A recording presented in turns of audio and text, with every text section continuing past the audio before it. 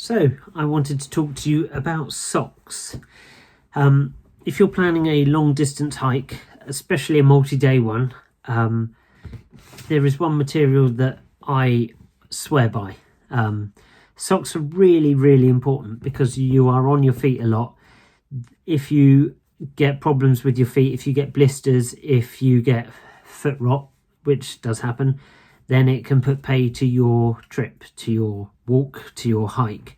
So what I always wear is Merino, and I've had some Bridgedale Merino socks for 5, 6, I think coming up to 9 years.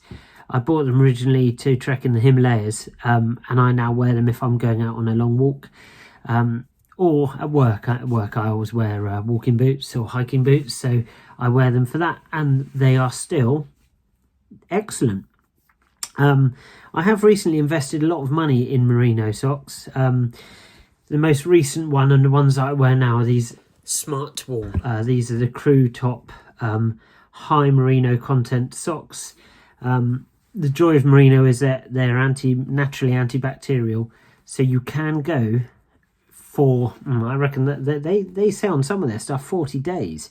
I was trekking in Spain, and I think I changed my socks once or twice, purely because they were sweaty and I wanted to dry them out, not because they smelt.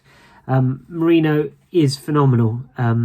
My socks never smelt. Walking in the height of summer, multiple days up and down, carrying a pack, these were brilliant. These were expensive. I bought them in Cotswold. I think they were £32 each, and they're the highest merino content socks that Cotswold sell. That said, in Mountain Warehouse, I think these are about a third the price. These ones were around £33, I think, a pair. So I bought 3 pairs.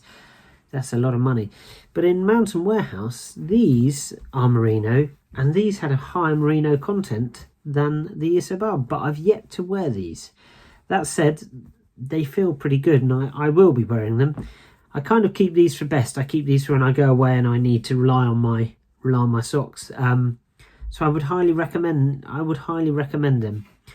The higher the merino content, the more you generally pay. The higher the merino content, the more antibacterial they are. As I say, even soaking wet after long hikes, long days, the socks were fine. If you want to see, I put some short stories onto Instagram. Have a look on my Kernowoutdoors Instagram, because you'll see where these socks took me in little videos.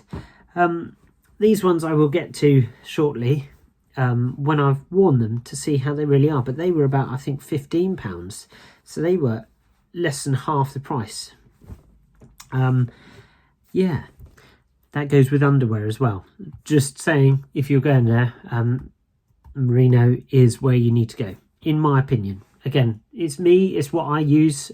Everyone's entitled to their own ideas, their own styles of travelling or hiking, but for me, merino has worked multiple times, multiple days. To a funny story, actually, wearing my Bridgedale Merino socks on Dartmoor a few years ago, I succumbed to a bog, quite a deep bog actually, let's not beat around the bush, and my socks got soaked, and my friend I had to lend my spare socks to because his feet were in pieces, so I had incredibly wet feet, and every time I could, I wrung them out, stopped, but they were merino, and once you start walking, your feet warm up and they dried out.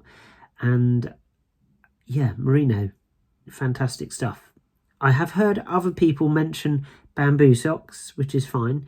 I would stay away from plastic, nylon, anything like that, because you will sweat like mad, and the smell, yeah, you don't want to smell, especially if you're hiking and staying in albergues or guest houses or bunk rooms.